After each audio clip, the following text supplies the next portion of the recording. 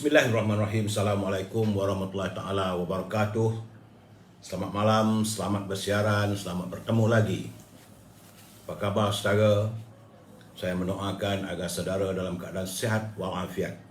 Apa khabar saudara Mustafa Ilyas? Orang pertama muncul malam ini. Saudara Syuhami Megat Ridwan, salam juga buat teman-teman seperjuangan katanya. Ya, saudara Rusli Le. Salam Putri Ayu is watching. Abdul Hadi Syarif, Waalaikumsalam. Saudara Harimau Berantai, kukuhkan perjuangan saudara. Wan Rahman, Mustafa Ilyas, sentiasa bersama ya. Saudara Ahmad Mohini, Waalaikumsalam. Busu Arul Rupiah Kasim, dari mana tak tahu. Wan Rubidin bersama pasangannya, doa saya sentiasa anda bahagia bersama pasangan yang dikasihi. Saudara Azali Kasim, saudara Khairul Pak Lang, saudara Simon Sim, saudara Muhammad Mat Azman, saudara Syarifuddin Syari. Apa khabar Cik Din?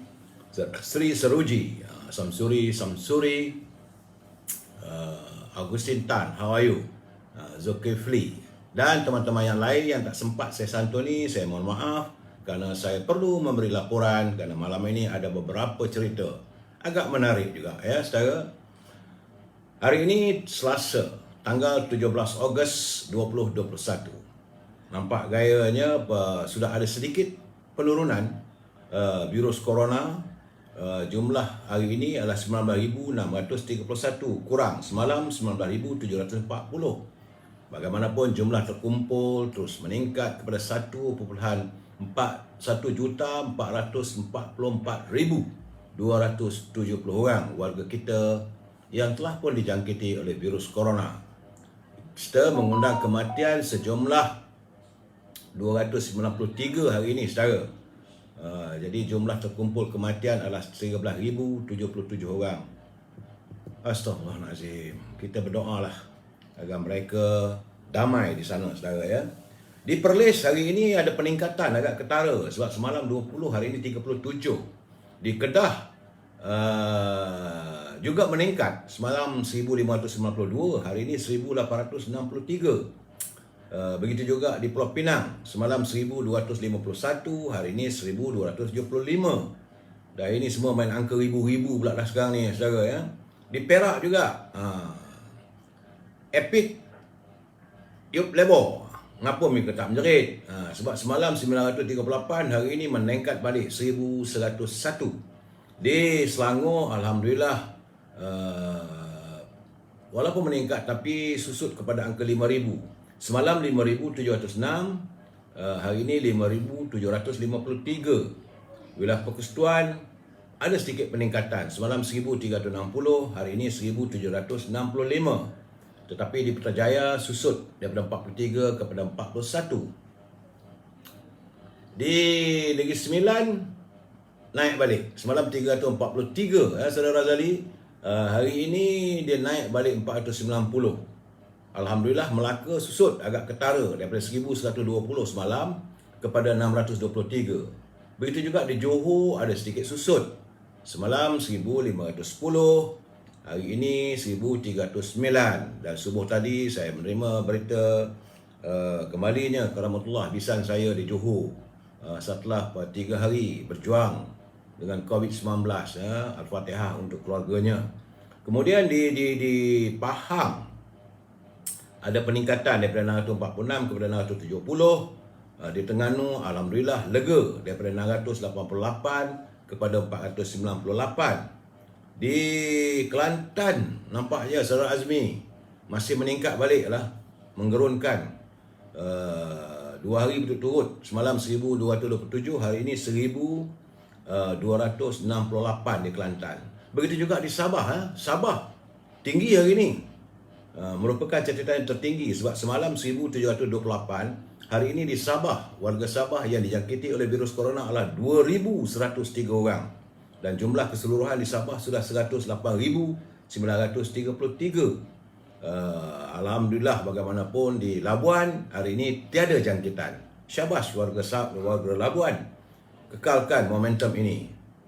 Begitu juga di Sarawak ada sedikit penurunan daripada 1,566 kepada 835. Ya saudara, jadi jumlah keseluruhan untuk bulan Ogos ini 17 Ogos, jumlah keseluruhan mereka yang dijangkiti oleh virus corona sudah pun mencecah ke angka 330,998 orang ya saudara. Bulan lalu cuma 361,293. Tapi ini baru 17 hari bulan dah 330. Berusahalah untuk kita menjaga kebersihan, memutuskan jaringan virus corona. Baik saudara, itu yang sempat saya laporkan. Kita pergi sedikit tazkirah singkat. Saudara harus ingat ya bahawa pahala dan dosa itu ada di dunia, tetapi balasannya di akhirat. Sementara syurga dan neraka itu ada di akhirat. Cuma pilihannya ada di dunia. Di dunia kita perlukan kebaikan untuk mendapat pahala, tetapi di akhirat kita perlukan pahala untuk mendapat kebaikan. Di dunia ini kita perlukan kebaikan.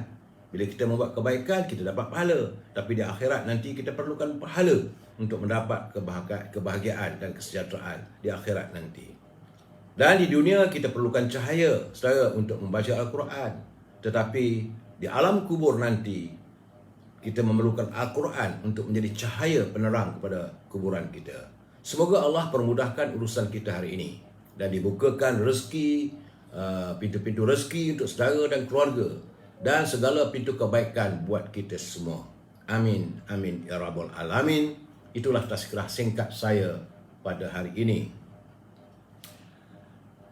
Saudara, kiriman saudara Hibil Hasan, Cikgu Hibil, Cikgu Pencin ya Bil. Dalam mutara katanya, kata Cikgu Hibil, jalan untuk menjadi kaya sedatar jalan menuju ke pasar. Jalannya untuk menuju kekayaan ini dia mendatar saja, sedatar dan menuju ke pasar. Jadi jangan kita mensesirkan waktu maupun wang. Jadi gunakanlah kedua-duanya sebaik mungkin. Ini mutiara kata curipan daripada kenyataan Benjamin Franklin yang dikirimkan oleh saudara Hibil Hasan kepada saya. Terima kasih Cikgu Hibil atas kiriman mutiara kata-kata yang cukup indah untuk kita hayati bersama. Saudara, salam impian moratorium dan kumpulan wang simpanan pekerja RM10,000. Andainya negara berbelanja tanpa had, pastilah negara akan muflis. Dan kita mengharapkan segeralah Parlimen bersidang untuk memutuskan persoalan perbelanjaan negara kita ini. Dan kepada teman-teman yang telah pun mendapat wang, walaupun tak banyak, ada yang RM1,000, ada yang RM500, ada yang RM300 daripada kumpulan wang simpanan pekerja, berbelanjalah seadanya. Ya saudara, sambil itu ambil perhatian kalau ada sesiapa menggunakan nama saya, gambar saya, menghantar kiriman dalam telefon anda, sila delete. Kerana saya tidak pernah meminta sesiapa pun bertemu ataupun menghubungi saudara bagi pihak diri saya. Ya, saudara Man Wahab, saudara Saiban Saidbun, saudara Ramla Ismail, saudara Razman, saudara Yusuf Farik, saudara PG Arsyad. Itu di Instagram ya. Baik saudara, tajuk perbincangan kita malam ini adalah siapa antara si dia. Si dia tu paham-paham je lah ya saudara. Siapakah antara si dia? Sebelum saya memberi pencerahan, kita santuni pantun Pak Nazir. Pak Nazir bukan Pak Nazir. Nazir tu Nazir kat masjid. Sebanyak kadang-kadang kawan-kawan mengatakan Pak Nazir, bukan Pak Nazil. N-A-Z-I-L, Pak Nazil. Kata Pak Nazil, telur itik di dalam raga dijajah sama si buah kuih ni. Ahli politik boleh diniaga menjadi norma di zaman ini. Nampak? Pak Nazil kita menyindir ahli politik yang diri mereka boleh diniaga, boleh dijual beli. Sudah pun menjadi norma politik zaman ini saudara. Kemudian katanya lagi, berpagar kawat seluruh ladang, menambah kecurian tambah berganda. Sengaja dilewat dewan bersidang, mengharap durian laku di bida. Rupanya Pak Nazil pun tahu ada perdagangan harga nilai durian untuk pembelian wakil-wakil rakyat. Begitulah keadaan saudara. Sebenar-benarnya ini bukan rahsia lagi. Umum mengetahui sejak sebelum Tan Sri Muhyiddin mengundurkan diri, maka adanya jualan lelong durian. Saudara. Okey. Saya ingin memberi peringatan lagi kepada teman-teman mereka yang menyunting semula live saya dan dimasukkan ke dalam channel YouTube atau apa-apa channel sekalipun, semua itu adalah tanggungjawab anda di atas setiap suntingan yang dilakukan. Pihak saya tidak akan bertanggungjawab langsung ke atas komen-komen yang diberikan oleh pembaca kesan daripada suntingan tersebut. Jadi sila pastikan anda berfikir panjang terlebih dahulu sebelum menulis komen anda di sini. Pihak saya juga tidak mampu untuk memantau kesemua komen yang ditulis. Segala komen adalah hak dan tanggungjawab anda. Ingat saudara, ini adalah pencerahan politik yang saya dapat daripada pembacaan saya sepanjang malam, daripada malam tadi, sepanjang hari ini, dan juga berhubung dengan teman-teman, serta laporan daripada media sosial maupun media elektronik dan media arus perdana. Bukan senang saudara mengumpul bahan-bahan ini untuk saya sajikan untuk saudara sambil kita memberi pencerahan. Matlamatnya adalah pencerahan politik. Bila saya memberi pencerahan ini, kita mesti berprinsip kepada kita mesti bersetuju untuk tidak bersetuju. We must agree to disagree. Ingat tu saudara, jangan saudara mengatakan saya mesti anda mesti ikut cakap saya. Itu tak betul. Itu diktator namanya saudara. Satu perkara yang harus kita pelajari daripada situasi politik UMNO khususnya, saya warga UMNO. Pertama-tama sekali, jangan jadi pengkhianat. Jangan engkar keputusan yang dibuat oleh ahli akar umbi. Ini prinsip pertama saudara. Setiap persidangan cawangan, bahagian ataupun perhimpunan UMNO jangan dilanggar. Dan jangan mungkin janji untuk menjadi seorang ahli politik yang munafik. Jangan jadi pemimpin yang munafik serta menipu penyokong. Dan paling penting, jangan sombong dan bongkak. Ini amalan tidak ada. Warga UMNO tidak akan menerima pemimpin-pemimpin yang sebegini saudara ya. Tukku, kenapa Datuk tak pergi PWC? Nak pergi PWC buat apa sekarang ni? Saat ini Majlis Tinggi UMNO sedang bersidang, bermesyuarat. Biarkanlah. Habis mereka mesyuarat nanti, adalah teman-teman yang memberitahu, yang memberi laporan kepada saya. Dan saya perlu menyantuni saudara tiap malam. Takkan saya nak tinggalkan teman-teman yang menanti saya saban malam. Mereka setia bersama-sama dengan saya. So jangan marah. Memanglah saya lama juga tak ke sana. Nak sana nanti kalau saya jumpa pula pemimpin-pemimpin yang munafik, tentulah nanti saya melampiaskan segala kata-kata, nanti tak seronok. Biar dulu. Biar keadaan tenang, sejuk dulu. Sebab ada 5-6 orang memang saya tunggu, memang orang Perak kata memang saya taram nak jumpa. Kalau saya jumpa memang saya balon cukup-cukup. Kerana mereka melakukan onar yang bukan-bukan. Mengakibat sehingga UMNO dilihat begitu jijik, begitu jelek pada pandangan rakyat. Sedangkan warga akar umbi setia. Warga di peringkat akar umbi jelas memberi pendirian. Tapi kenapa pendirian mereka dikhianati oleh pemimpin? Sebab itu mereka mesti belajar dari situasi politik hari ini. Kerana jangan lupa, bermula daripada 16 orang ahli UMNO yang melompat, masuk bersatu apa semua dulu lepas pilihan raya umum. Berterusan pula lagi mereka yang dilantik sebagai pemimpin menjadi sebagai menteri mula meninggalkan perjuangan kita, mementingkan diri, mementingkan tambolok mereka. Akhirnya perjuangan parti, perjuangan warga akar umbi dikesampingkan. Bagaimanapun tak apalah. Setiap yang terjadi itu ada hikmahnya. Yang penting, ayo warga akar umbi, kita gerakkan seluruh anggota parti kita untuk terus bersemangat bangkit dan kembalikan maruah kita yang teruk tercalar. Saya dapat kiriman, saya tengok teman-teman yang memberi komen dan sebagainya melalui ruangan ini, macam-macam. Sedih juga saya. Mengatakan UMNO tak ada masa depan lah, UMNO macam-macam lah. Bagi saya UMNO tak salah, yang salah pemimpin. Berapa malam lah saya dah bagi tahu. Jangan salahkan UMNO. Pemimpin ini perlu kita sula, perlu kita cula cukup-cukup. Dan kalau boleh, saya amat mengharapkan kalau saya pergi hari ini mesyuarat jumpa dengan Presiden, mesti cakap, pecat aja lah orang begitu. Kan tak elok. Biarlah mereka. Kerana saya takkan dapat melupakan detik 9 Mei yang di mana UMNO tewas kepada Parti Keadilan. Cuma UMNO Barisan Nasional cuma dapat 79 kursi. Tidak akan saya lupakan. Ini kesan daripada fitnah dan kesan daripada perbuatan pemimpin-pemimpin UMNO. Bukan UMNO. Kemudian bila dah berlaku begitu, ada yang melompat, jadi rakyat terkecewa.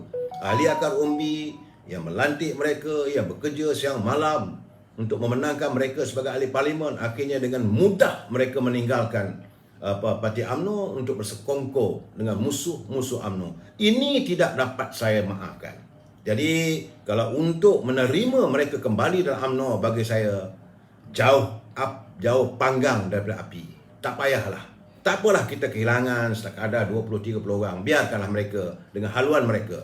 UMNO harus meneruskan perjuangannya saudara.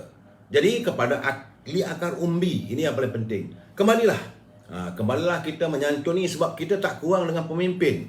Ramai lagi pemimpin di peringkat akar umbi saudara. Jangan risau, kita ada pimpinan pergerakan puteri, kita ada pimpinan dalam pergerakan pemuda, kita ada pimpinan daripada pergerakan wanita, kita ada timbalan ketua bahagian, naib ketua bahagian, ahli jadualkuasa bahagian, ketua-ketua cawangan, yang mereka juga punya kelayakan. Dan saya berkeyakinan, seandainya mereka ini diberi kesempatan, besar kemungkinan mereka boleh menjadi wakil rakyat yang jauh lebih baik daripada yang ada sekarang. Jauh lebih baik daripada mereka yang meninggalkan parti atau mementingkan diri mereka sendiri. Sebab itu bagi saya sekarang saya katakan saya tak dapat menerima orang begini. Cuma akar umbi, kembalilah kita bersama. Ya, kerana bagi saya, sesiapa yang mengkhianati parti, terimalah padanya. Kerana saat ini memang saat ini Majlis Tinggi sedang bersidang. Tentulah, ini cara UMNO. Siang tadi, Yang Berhormat Datuk Seri Presiden menghadap Duli Yang Mulia Yang Tuan Agong dan Timbalan Tuan Agong bersama dengan pimpinan-pimpinan utama parti-parti yang ada di negara kita ini. Ada di situ Datuk Seri Anwar Ibrahim bersama dengan Tuan Ibrahim daripada PAS, Lee Guak Eng daripada DAP, Mak Sabu daripada Amanah, Mukris daripada Pejuang, saudara, dan beberapa pimpinan yang lain. Dan kehadiran mereka adalah untuk menyantuni titah tuanku. Titah tuanku bersama dengan timbalannya yang menzahirkan hasrat bahawa suasana politik, ketegangan politik ini perlu diredakan. Mesti diredakan. Sebab kita kesal dan sedih. Kerana bukan hanya pimpinan mereka dalam parti keadilan dan sebagainya, dalam UMNO sendiri pun ada pemimpin yang saya rasa sudah menjadi jahat dan amat memalukan. Demi kuasa, demi mengejar jawatan, mereka sanggup membelakangkan parti. Jadi mereka masih lagi mencari akaun bersumpah SD sana, SD ke sini. Saya dah berkatakan bahawa SD sudah tak relevan lagi pada tuanku. Terbukti hari ini apabila kesemua pemimpin parti-parti politik menghadap Duli Yang Mulia Tuan Agong dan Timbalan Tuan Agong, maka baginda menzahirkan bahawa baginda mahu melihat satu era baru dalam politik negara kita ini. Tidak lagi comot dan berantakan sama sendiri. Dan ini juga akan dibawa oleh Duli Yang Mulia Tuan Agong dalam mesyuarat Majlis Raja-Raja Melayu yang kabarnya akan bersidang pada hari Jumaat. Kabarnya lah, saya tak tahu lagi. Belum ada kenyataan resmi. Tapi inilah juga saya yakin, pastilah inilah kenyataan Duli Yang Mulia Raja-Raja Melayu untuk melihat agar situasi politik dapat ditangani semula. Kita nak cari kejernihan, tidak mahu mencari kekeruhan. Kerana kita harus sedar, hari ini kesan daripada politik yang berlaku sepanjang setahun lebih, pemimpin Melayu jadi cacah merbah, tunggang langgang saja. Dan ini semua tidak lain tidak bukan kerana ketamakan, kerana dendam, kerana mengejar kuasa, pangkat, wang dan kebendaan. Dahsyat saudara. Sikap yang begini terlalu dahsyat, melanda kita, tak pernah berlaku sebelum ini. Dan akhirnya kita dapat melihat bagaimana tercerna pemimpin-pemimpin Melayu yang menjadi bodoh sombong, mengeluarkan pelbagai kenyataan tanpa memikirkan rasionalnya. Jadi bagi saya itulah segala-galanya berpunca daripada ketamakan, mahukan kuasa dan sebagainya. Bagaimanapun, saya bersyukur walaupun UMNO dihina, Presiden UMNO dihina dengan macam-macam kenyataan, kesan daripada ketegasan beliau untuk tidak mahu bersama dengan Kerajaan Perikatan Nasional, hasil daripada kehendak daripada ahli, kesan daripada santunan Presiden UMNO untuk melaksanakan impian dan hasrat warga akar umbi, beliau teruk. Cala bala beliau kena maki, kena hina, malahan UMNO juga dihina. Bukan hanya oleh warga UMNO. Warga UMNO berusaha menahan, tapi rasa malulah sebab ada pemimpin UMNO yang melakukan onar. Jadi mereka yang di luar UMNO, mereka yang tidak senang melihat ketegasan pimpinan UMNO Majlis Tinggi, mereka memaki hamun. Teruk, Sara, bukan sikit. Saya tengok tiap malam. Jadi dalam keadaan begini, saya mengharapkan warga UMNO, mereka akar umbi, berhati-hati dan terus istiqamah dalam perjuangan. Terima kasih, saudara. Jadi siapa kata dia takut sangkut ni? Saudara Haizam, Bapa Puan Ali. Kalau sukar, lagi pergi Instagram, saudara ya. Sebabnya Tuan Din betul, semua yang masuk politik semua nak kuasa. Bukan semua masuk politik nak berkuasa. Semua yang bertanding nak jawatan dalam politik, bila dah menang, lain tak ada, mereka nak memburu kuasa. Ini bagi kalangan pemimpin. Saya bercakap ini di kalangan pimpinan dan warga UMNO. Bila mereka sanggup ditaja oleh tokoh-tokoh tertentu, oleh kapitan-kapitan yang mengeluarkan belanja yang begitu besar untuk mereka dilihat punya wang, sedangkan latar belakang mereka bukanlah sekaya itu. Sanggup membeli undi, nak cari jawatan. Bila dah menang jawatan tu, dapat bertanding sebagai wakil rakyat, maka mereka terpaksa membayar balik. Maka berlakulah pengkhianatan terhadap bangsa. Ini yang saya cakapkan sahabat malam. Mereka sanggup berkhianat kerana terhutang budi kepada tokoh-tokoh yang di belakang. Kalau mereka tidak terhutang budi, mereka boleh istiqamah macam mana Datuk Jazlan di Kelantan, di Machang. Dia tak ada terhutang budi dengan siapa. You bagi saya jawatan, I tak boleh terima. Asal prinsipnya begini. Macam mana yang Muhammad Tengku Razali Hamzah kekal selama lebih 50 tahun dalam persada politik kerana beliau tak terhutang budi dengan orang. Sebab orang begini tak boleh dibeli. Bila ada pemimpin yang boleh dibeli, ini timbul masalah. Akhirnya UMNO itu dilihat jelek, comot kalangan rakyat. Ini masalah sebenarnya yang perlu kita santuni. Saya bercakap ni sebab saya warga UMNO, saya sayangkan parti saya. Saya tidak mahu melihat adanya pemimpin yang melakukan onar hanya untuk desire, hanya untuk kepentingan diri, memenuhi nafsu mereka. Jadi saya peduli apa kamu pemimpin pun, kalau kamu tak betul, tetap tak betul. Sila berundur dari jawatan. Dan saya mengharapkan ahli akar umbi, is the time now. Inilah masanya. Kalau anda lihat ada pemimpin yang baik, tonjolkan ke atas. Kali ini tak usah peduli, lawan. Jangan biar mereka yang ditaja ataupun nak jadi warlord yang punya wang. Jangan izinkan mandat yang diberikan oleh cawangan-cawangan bila anda bersidang di peringkat bahagian itu membolehkan anda untuk terpikat kepada mereka. Kita akan mengadakan pemilihan, insya-Allah. Dan waktu itu, jangan kita rego, jangan kita gadaikan maruah cawangan saudara hanya untuk mendapatkan laba daripada pemimpin ataupun calon-calon yang mau menggunakan wang untuk mengejar jawatan.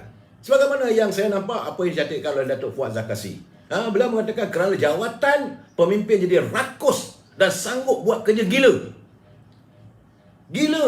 Berapa kali keputusan parti mereka langgar. Parti kata begini, mereka kata begitu.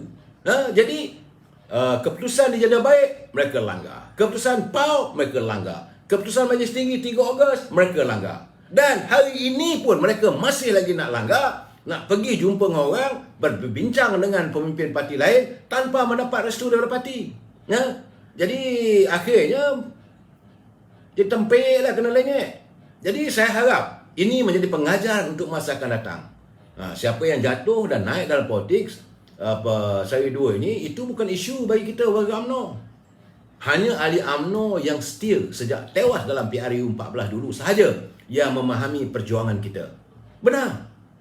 Kerana sejak hari pertama, matlamat hanya untuk menebus semula maruah parti kita. Jadi kita tak pernah merasa berdosa.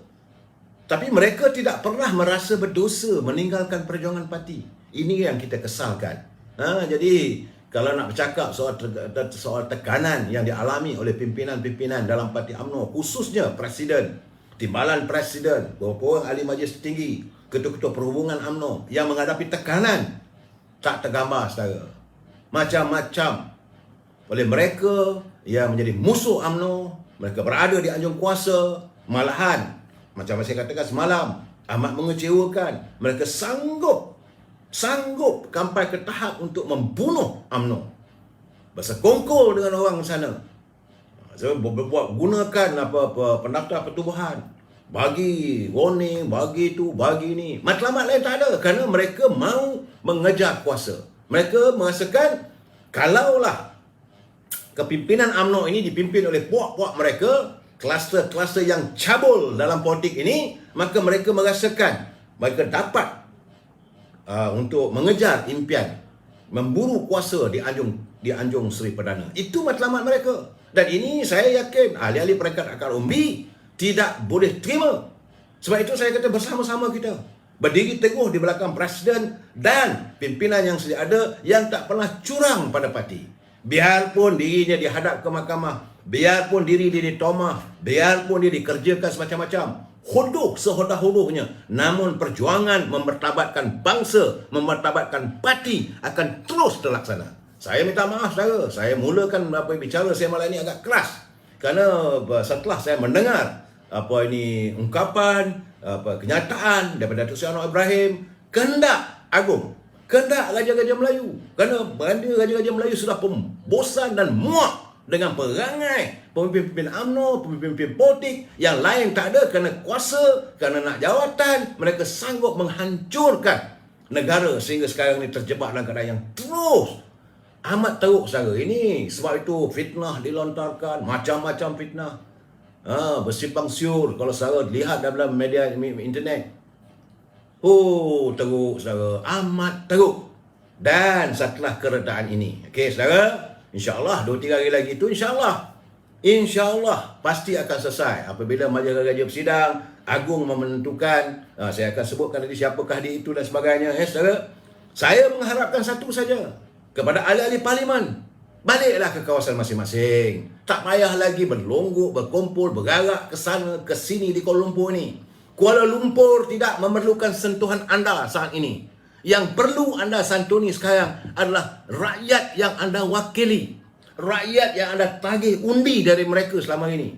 Sewaktu musim pilihan raya, anda berjanji nak berjuang bersama-sama mereka. Anda menjanjikan 1000 impian yang tak tergapai pun anda janjikan. Itu boleh, ini boleh, nak buat itu, nak buat ini. Sekarang ni, di mana anda? Kenapa harus anda berkumpul di Kuala Lumpur? Perlu apa anda bergerak ke sana, bergerak ke sini? Cari orang tu buat SD, buat apa? Balik ke kawasan. Santuni rakyat sekarang ni yang terkena virus corona. Kalau jumlah 1.4 juta, mesti ada dalam kawasan anda yang dijangkiti virus corona. Santuni mereka. Pasti ada juga rakyat di kawasan anda yang meninggal dunia. Keluarganya dalam kesedihan. Keluarganya ada yang kehilangan ketua keluarga. Bila mereka kehilangan ketua keluarga, seperti putus harapan untuk meneruskan kehidupan. Anda sebagai wakil rakyat, anda sebagai pemimpin, turun ke lapangan, jumpa dan santuni mereka. Anda ada tiket. Anda ada tiket sebagai wakil rakyat. Saya yakin pihak berkuasa tidak akan menghalang anda untuk menyantuni. Tetapi anda selama ini menggunakan PKP COVID untuk memutuskan hubungan anda dengan rakyat. Alasan tak boleh pergi, tak boleh jumpa, PKP tak boleh jumpa, jadi kita kena dulu penjarakan sosial. Anda memberi 1000 alasan untuk menjauhkan diri anda dengan rakyat. Sedangkan saat ini, berapa ramai rakyat di kawasan anda yang hidup dalam keadaan kesempitan yang teramat. Mereka hidup dalam keadaan getir yang teramat-amat payah. Perlu diingat, yang meninggal, yang tak ada kerja, yang tengah pening kepala nak bayar sewa rumah, yang pening bagaimana nak melesaikan masalah api air. Anda berjanji, kalau tak boleh pun menggunakan wang anda sendiri, berilah upaya macam mana, cari penyelesaian. Apa salahnya kalau anda sebagai wakil rakyat turun pergi ke bank, jumpa dengan pihak bank, jangan tarik kereta, ini kawasan saya, ahli saya, rakyat saya. Sekarang ni kita dah berunding dengan Menteri Kewangan, kita dah berunding dengan Bank Negara supaya diberikan moratorium dan sebagainya. Jadi adalah kelegaan bagi mereka. Anda tak menyantuni, anda biarkan rakyat sendiri. Mereka lah sendiri pergi bank, menyembah beberapa bank untuk tidak mengambil tindakan dan sebagainya. You are very unfair to your own voters.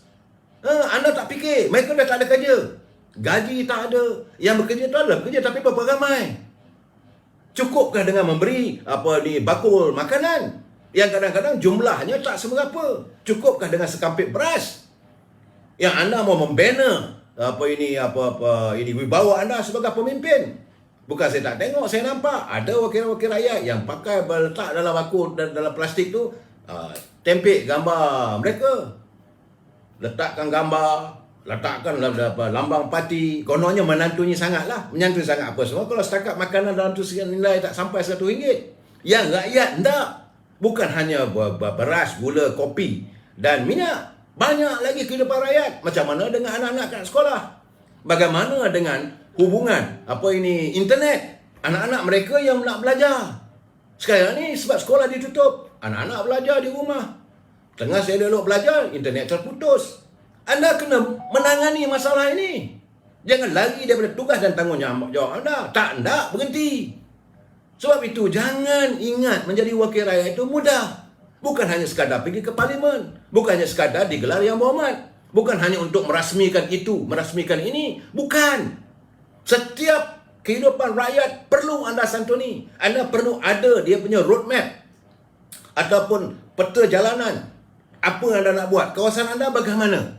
Kalau ini kawasan miskin, ini miskin yang paling teruk sekali. Apa yang perlu dilakukan? Mana kawasan yang tak ada api? Mana kawasan tak ada air? Mana kawasan selalu terputus api? Nah, these are the thing anda perlu laksanakan.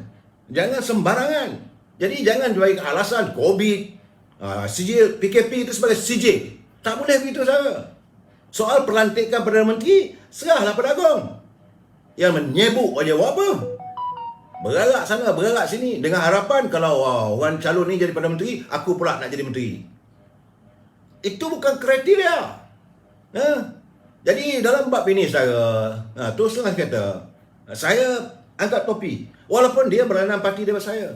Sebab itu saudara kadang-kadang mengatakan saya anti parti itu. Tidak, saya menyantuni setiap wakil rakyat. Bila saya lihat gambaran, contohnya ahli parlimen Kuala Krai, Yang Berhormat Sarul Latif. Dia tidak berkisah pun apa di Kuala Lumpur. Dia terus menyantuni. Bertuahlah warga Kuala Krai mempunyai seorang wakil rakyat. Walaupun dia daripada PAS. Sebab dia ternyata bukan seperti lebay-lebay yang ada. Yang memungkinkan soal diri mereka saja. Yang hanya melihat rakyat cuma wajar dibayar RM20 saja. YB Latif Kuala Krai saya nampak. Dia sendiri turun ke gelanggang. Dia santuni mana pelajar-pelajar cemerlang. Cuba dicari upaya supaya mendapatkan beasiswa agar dapat melanjutkan pelajaran. Yang mana yang tidak mempunyai internet, cuba berhubung supaya internet itu dapat disambungkan. Mana yang tak cukup iPad, diusahakan mencari. Makanan juga. Pondok makanan terus dibuka. Warga di Kuala Krai bahagia. Dan dia tidak pula mengamalkan satu politik yang berdendam. Walaupun orang UMNO pergi kawasan itu, dia bagi, tak ada masalah. Saya dapatan saya. Begitu juga saya melihat saudara ini. Jangan kata saya puji PAS saja, saya puji semua orang kalau yang baik. So begitu juga saya tengok Datuk Megat Iskandar Zulkarnain, Ketua UMNO bahagian Gombak. Walaupun dia tak bergelar yang berhormat, dia hanya Ketua UMNO bahagian, tetapi dia menyantuni warga di Gombak tanpa mengira kaum keturunan. Dia gerakkan ahli-ahli akar umbinya, ketua-ketua cawangan, cari macam mana, cari upaya, sampaikan bantuan. Walaupun dia tidak ada peruntukan, dia bukan wakil rakyat, dia bukan ahli Dewan Negeri, dia bukan ahli parlimen. Tapi santunan ini membuatkan orang di Gombak semakin yakin kepada perjuangan UMNO dari rakyat untuk rakyat. Tapi bagaimana ketua-ketua bahagian lain? Sebenarnya saya agak tertarik. Sebab itu jangan marah saya kalau saya puji Ketua Puteri Zaidah Zarif sampai orang kata tak penat ke dek? Tak pernah mengenal penat. Daripada selatan ke utara, utara ke timur, timur ke barat. Bawa kereta sendiri, hantar makanan. Saya kadang-kadang tengok tu sebab dada saya.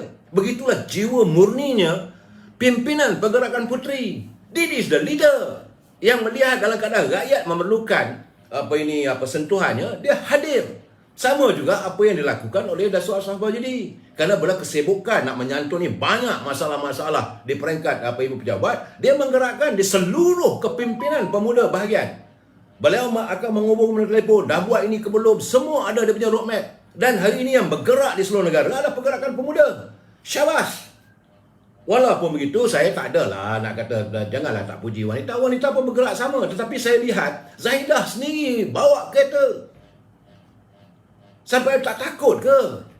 Dia kata itu soal lah jangkitan apa semua tu antara kita dengan Allah SWT lah. Tapi dia adalah menjaga penjarakan sosialnya, menggunakan pelitup muka dan sebagainya. Dan beliau terus tak ada pula dengar cerita yang bukan-bukan, sangkitan ke apa ke, dia tak perlu, dia berani. Inilah puteri. Dan kita mengharapkan agar kalau beginilah jati diri yang ada di peringkat anak muda. Ya, saya kata ini anak muda. Puteri UMNO anak muda. Pemuda-pemuda anak muda. Jadi kalau keadaan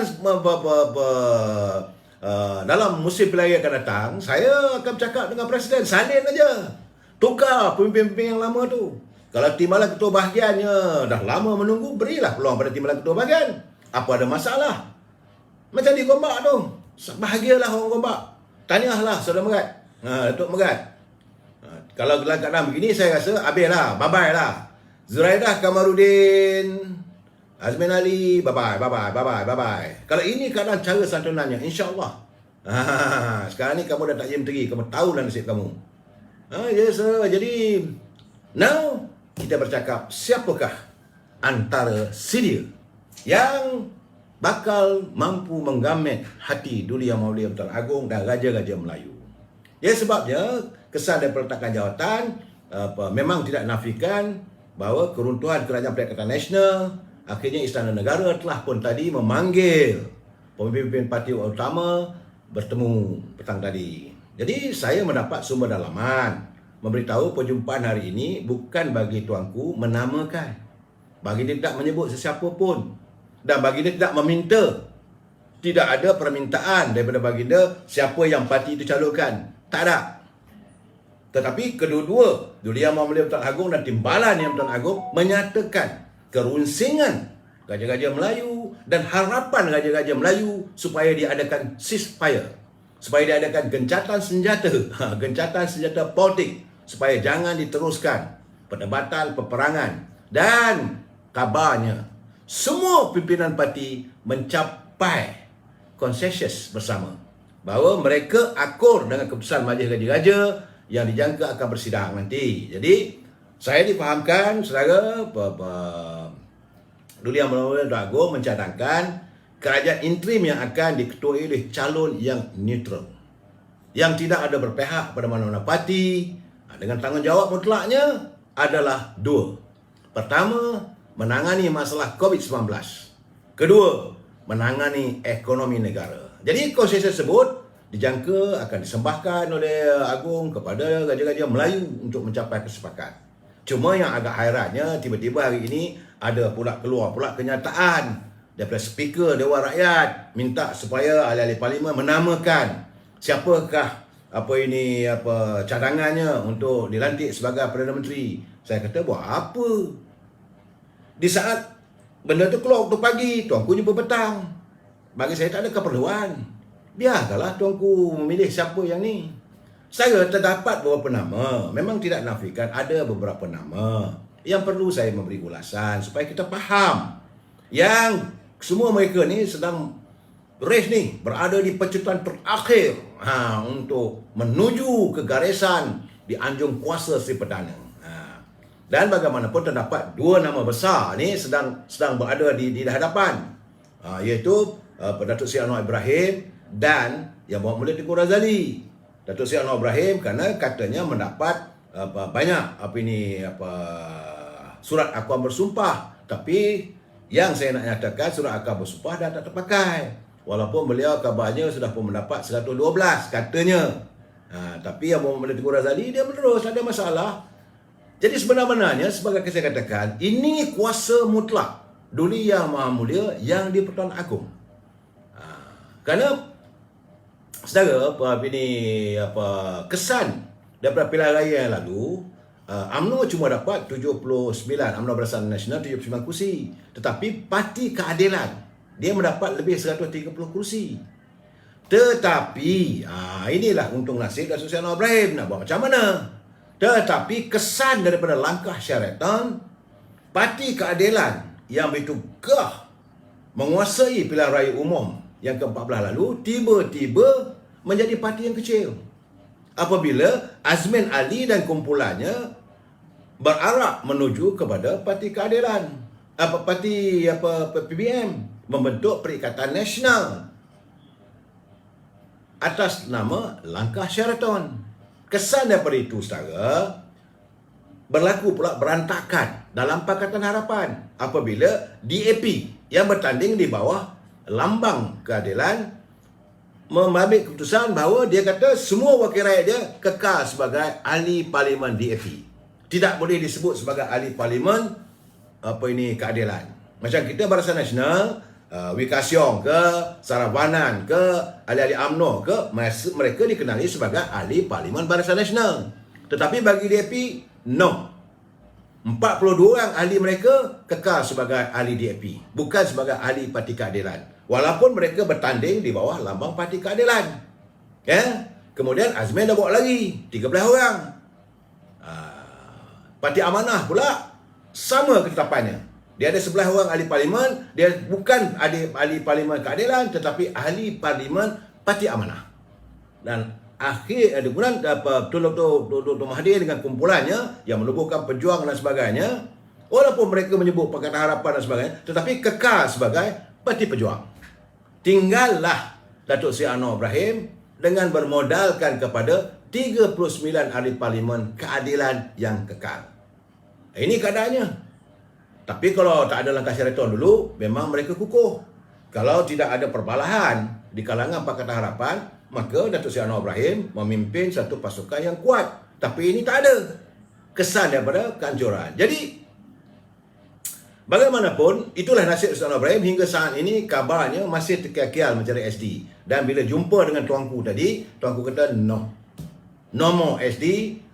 Tuanku akan buat keputusannya very soon. Tapi dengan syarat, sesiapa yang dilantik nanti adalah satu calon yang perlu mendapat sokongan pada semua parti demi kemaslahan rakyat.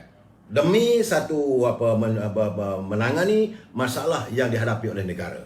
Begitu juga dengan saudara, bila Perikatan Nasional, mereka menamakan Datuk Ismail Sabri sebagai calon. Ini dengan berbekalkan 18 ahli parlimen UMNO daripada kluster menteri. Bukan 23, tak ada, 18 saja. Dan kononnya menjanjikan kepada Datuk Hamzah Zainuddin sebagai timbalan Perdana Menteri, sehingga semalam cuma mampu mengumpulkan sekadar dalam 28 ke 30 ahli parlimen saja. Jadi situasi ini kabarnya tidak diselangi oleh kluster menteri dari kalangan puak-puak Azmin Ali. Bila katanya kalau Datuk Ismail Sabri nak jadi Perdana Menteri, timbalannya Hamzah, maka puak Azmin Ali kata, what am I? Aku pun nak juga. Akhirnya berantakan sesama mereka. Jadi Azmin Ali dengan pengikut setianya, Zuraidah, tarik handbrake. Sebenarnya itu, Pakatan Harapan dari Sabah dan Sarawak masih mengekalkan sokongan pada Datuk Seri Anwar Ibrahim. Tetapi jumlah tidak mencukupi. Begitu juga dengan warga UMNO yang masih trauma dan berada dalam situasi amat terperanjat apabila tercetusnya pendedahan yang dilakukan oleh pegawai dari pendaftar pertubuhan. Ini sebenarnya satu kejutan yang teramat memeranjatkan warga UMNO kalau sampai begitulah menggunakan AURS sampai sanggup untuk membunuh UMNO hanya semata-mata untuk mengejar jawatan sebagai Perdana Menteri, maka mereka tidak bersetujulah. Sebab itulah daripada 28 orang ahli parlimen UMNO, mereka sebahagiannya menarik diri, tidak mahu menyokong Datuk Ismail Sabri. Itu keadaan saudara. Jadi begitu juga dengan tindakan beliau yang dilihat membelakangkan keputusan atau membelakangkan Majlis Tinggi UMNO, pergi berunding secara sendirian dan sebagainya. Jadi 15 orang yang bersama dengan Datuk Zahid Hamidi, walaupun beliau menemui Datuk Zahid Hamidi minta sokongan, tidak dapat dilaksanakan. Sebab UMNO ni, macam saya kata semalam, apabila kamu melanggar Tuan Madinah, maka kamu tidak akan mendapat simpati daripada ni. Begitu juga dengan kumpulan yang mirip menyokong Datuk Isyamuddin. Ini orang ketiga. Kumpulan yang mirip menyokong Datuk Isyamuddin juga, mereka sebahagiannya macam di Sabah, betul ada di Pulau Pinang, Datuk Syabuddin. Mereka merasa kecewa kerana peringkat awal dulu Datuk Isyamuddin kata ikutlah saya gini-gini, tapi mereka ditinggalkan di tengah jalan. Ini keadaannya. Jadi akhirnya Isyamuddin withdraw. Hati itu mau, bukan tak mau. Mau tapi tidak mempunyai sokongan yang kukuh. Itu keadaannya. Now, masuk pula bab yang memuat Tengku Razali Hamzah. Ini race ni antara Datuk Seri Anwar Ibrahim dengan Tengku Razali Hamzah. Jadi hari ini beliau dilihat sebagai calon Lone Ranger. Dia dengan prinsipnya untuk tidak meminta-minta. Memanglah saudara, kalau mengikut sunnah Rasulullah, jangan kamu beri jawatan kepada seseorang yang meminta-minta satu jawatan. Kalau dia meminta-minta jawatan itu, apabila kamu berikan jawatan itu kepadanya, kamu tunggulah kehancuran yang akan dibawa. Jadi Tengku Razali dia pegang pada prinsip itu. Saya dah berkhidmat untuk parti, saya dah berkhidmat untuk negara, terpulanglah. Jadi sebab itu setakat dapatan saya setakat pagi semalam, kalaulah nak dikira dari sokongan, memang ia 15 orang ni yang keluar daripada Perikatan Nasional, mereka bersama dengan Yang Berhormat Tengku Razali. Apatah lagi macam Datuk Jazlan daripada Macang, beliau adalah merupakan hero yang akan mempertahankan Yang Berhormat Tengku Razali.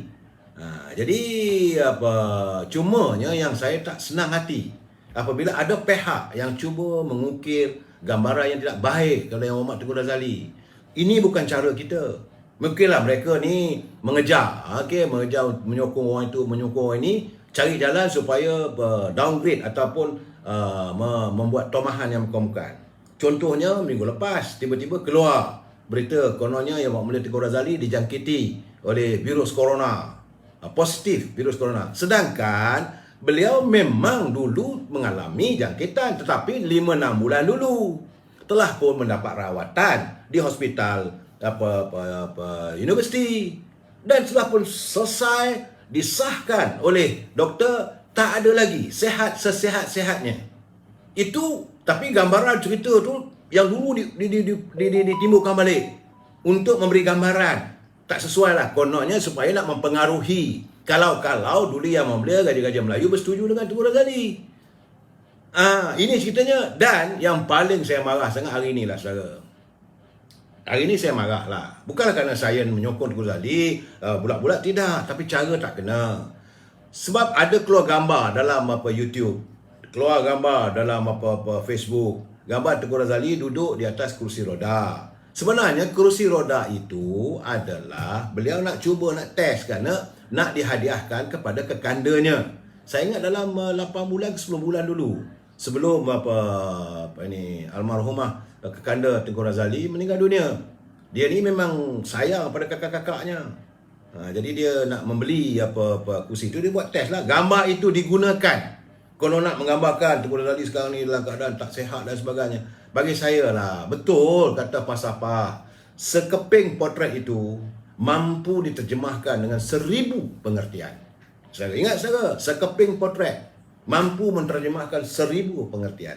Saudara jangan lupa. Sebab itu saya tak mau melayan. Sebab itu saya ingat dalam tahun lepas ada gambar tu Dr. Mahathir menari, berdansa. Dia menari dengan anak dia, apa ada masalah?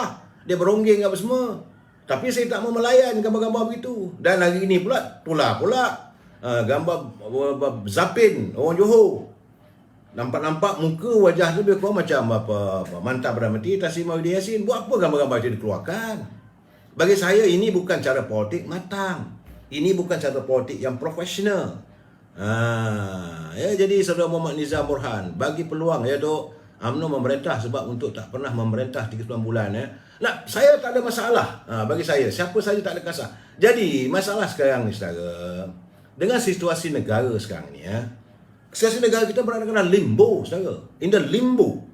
Jadi sebab itu sebenar-benarnya jawatan Perdana Menteri ini bukanlah merupakan satu keistimewaan, tetapi ini merupakan beban yang harus dipikul.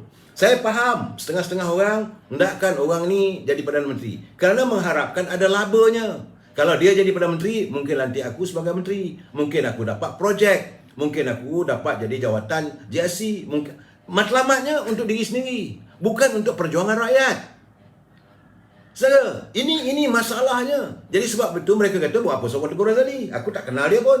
Kalau dia baik macam mana pun, besok aku tak dapat apa-apa pun. Baik aku sokong orang ni, sokong orang dia kenal aku, boleh juga aku dapat. Jadi ini mereka jadikan keutamaan mereka.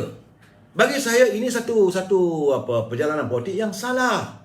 Sebab saudara, keadaan suasana negara ini, sebab itu Duli Yang Mulia Tuan Agong telah pun menyatakan bahawa negara dalam keadaan sekarang ni dalam keadaan yang tenang. Ya saudara, cumanya agak lega hari ini. Pagi tadi sahabat saya daripada Bursa Saham Kuala Lumpur, dia telefon, dia kata tu ada kelegaan. Saya kata kenapa? Hari ini dia kata bila dah lepas dah situasi lega kerajaan Perikatan Nasional dah tak ada dah. Tan Sri Muhyiddin dah bersara. Dan hari ini market, dia kata, sebut dia punya quotationnya market. Pasaran saham melonjak 25 mata. Boleh katakan kaunter-kaunter semua berubah daripada merah selama hari ini, ada merah, hijau, biru, hijau dan sebagainya. Dan warga-warga yang dalam pasaran cukup seronok hari ini. Mereka seronok kerana pasaran dilihat pulih.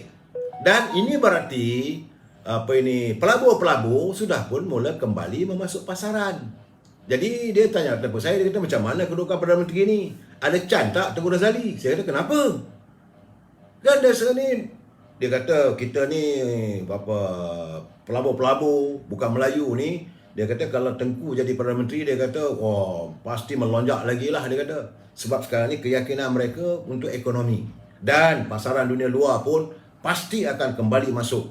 Kerana mereka yakin. Saya kata macam mana Tuan Anwar Ibrahim? Boleh, dia kata tak ada masalah.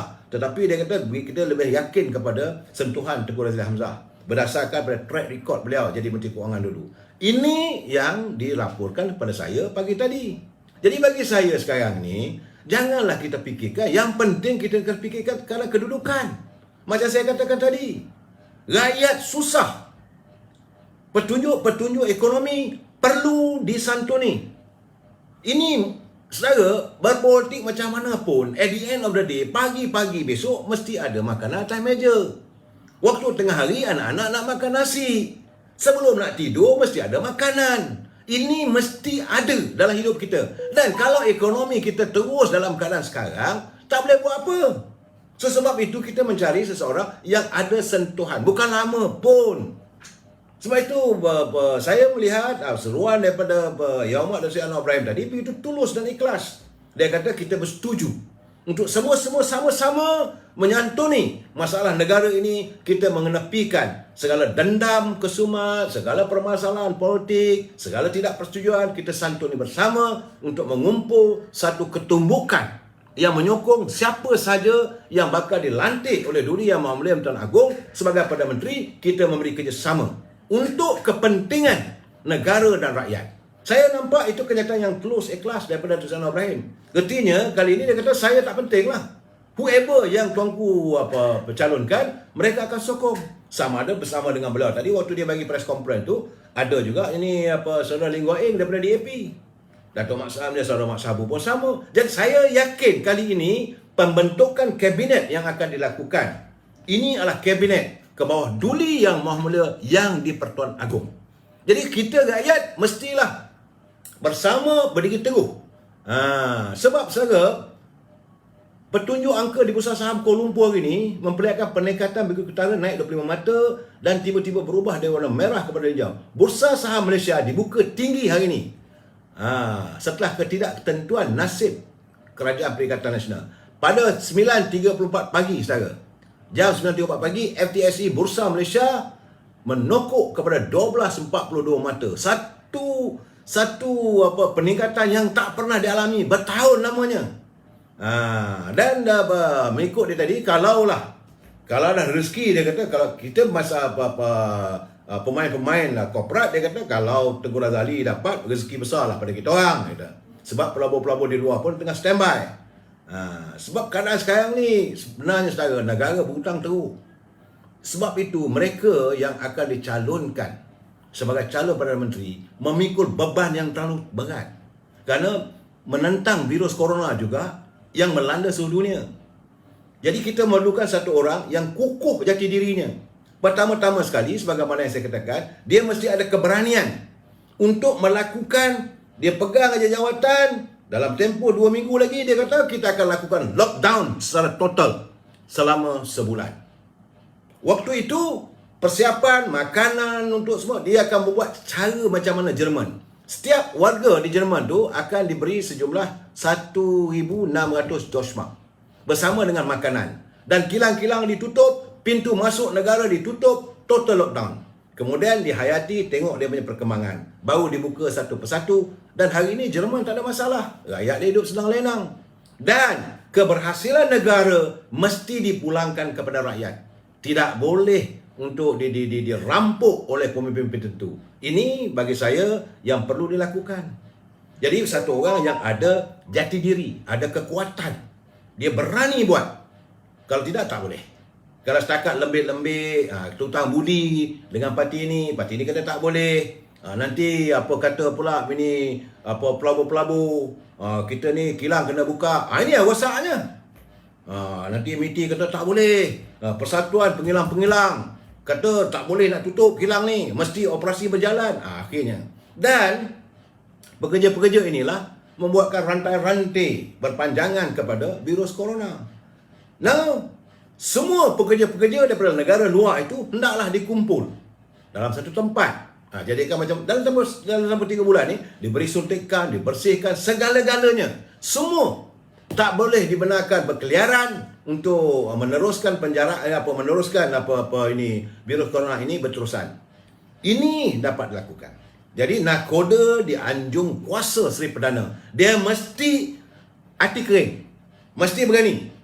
Itu untuk tempoh dalam 30 hari. Dan selepas itu, maka ditangani. Sebab itu saya katakan, jangan kita mengharapkan dalam masa 100 hari itu ada imbuhan yang besar. Sebab tak ada tongkat sakti. Sebab negara sekarang ni, saudara, diumpamakan sebuah tong air. Yang tinggal sekarang ni tinggal keladak aja, saudara. Dah kering dia kena kerjakan. Dan sekarang ini kena cari satu orang yang mampu mengisi balik air dalam tong tersebut supaya dapat dinikmati oleh warga. Ini suasana sekarang, saudara. Yang ini perlu dilakukan. Jadi kerana landscape politik kita yang kacau bilau, sempang perana begini, dengan badan kehakiman pula, ada pula pelanggaran dan sebagainya, persepsi rakyat, ini juga perlu diperbetulkan. Dah tak boleh lagi nak gunakan jabatan-jabatan kerajaan untuk melakukan penginayaan terhadap parti-parti politik sebagaimana yang dialami oleh UMNO. Sekarang dalam waktu sekarang ni perlu diperbetulkan. Negara perlu berada pada jajaran yang baru, pada wajah yang baru untuk memberi keyakinan. Sebab kita ada hasilnya, bukan kita tak ada hasil. Minyak kita masih lagi memenuhi tangki-tangki dan terbanyak sekali adalah hasil daripada gas asli. Ini penghasilan negara berbilion nilainya. Tapi kalau tidak dapat ditangani dengan bijak dan tidak dapat dilaksanakan dengan bijak, akhirnya sia-sia. Anugerah ilahi kepada negara kita ini dipersia-siakan, maka kita akan menghadapi kehancuran. This is what going to happen. Sebab itu saya berkeyakinan Duli Yang Maha Mulia Tuan Agong melihat semua aspek ini. Raja-raja Melayu juga akan melihat aspek ini. Maka negara kita ini perlu dikemudikan baterainya oleh seseorang. Pertama sekali dia mesti pakar ekonomi. Dan memanglah Datuk Seri Anwar Ibrahim juga adalah track record. Tetapi bagi saya lah, kalau nak bagi pada Datuk Ismail Sabri, nak bagi pada Datuk Syamuddin, macam mana nak compare ni? Macam mana kita nak compare dengan dua orang ni? Dua tokoh. Satu orang yang biasa jadi pengurusi Bank Dunia, satu orang menjadi begitu dikagumi oleh warga dunia. Dua ni. Dan saya melihat apabila Datuk Seri Anwar Ibrahim memberi kenyataan media tadi, begitu murni hatinya. Dia kata pada dia yang paling penting adalah untuk menyantuni rakyat. Yang penting rakyat mesti diutamakan. Dan paling-paling penting sekali, segala elemen-elemen. Jadi kes-kes yang macam-macam tu apa semua tu perlu dikaji semula. Supaya negara Malaysia ini tidak dilihat bobrok dan mengandalkan tekanan-tekanan politik yang akhirnya membawa kehancuran pada parti kita. Bagi saya yang paling penting, pemimpin harus mempunyai jati diri yang hebat. Saya dah memberi gambaran siapa calon-calonnya yang saya nampak, saya dengar, saya lihat. Setakat hari ini, these are the 2 person go to the race. Siapa sampai dulu, wallahualam bisawab. Tapi kalau dengar kenyataan Datuk Seri Anwar Ibrahim tadi tu, saya rasa ada satu bentuk kerjasama di mana semua parti, dia tidak satu orang. Dia bukan jajaran mesti UMNO kerjasama dengan DAP, tidak. Semua parti-parti politik ceasefire. Tak ada politicking. Semua pemimpin bekerja ke arah mencari ilham, mencari idea macam mana untuk memperbaiki ekonomi. Dan dalam tempoh itu, selepas selesai, kita adakan pilihan raya. Waktu itu, berperanglah masing-masing, tak apalah. Dan usahakanlah, jangan sampai keadaan berlaku macam mana hari ini. Tak boleh nak tubuh kerajaan. Segala-galanya tergantung. Parlimen is hung. PKR mereka bertanding di bawah Parti Keadilan, akhirnya mereka tak nak mengaku diri mereka keadilan, tinggallah 39 kursi. Kalau dicantumkan semua tu, adalah kekuatan. Begitu juga dengan UMNO. Ada cantik, ada 75 kursi, dah melompat jadi katak dan sebagainya. Mereka mengkhianati perjuangan parti. Tetapi sekarang ni yang kita harapkan, dua orang ni go to the race. Alangkah baiknya kalau mereka boleh bersatu hati.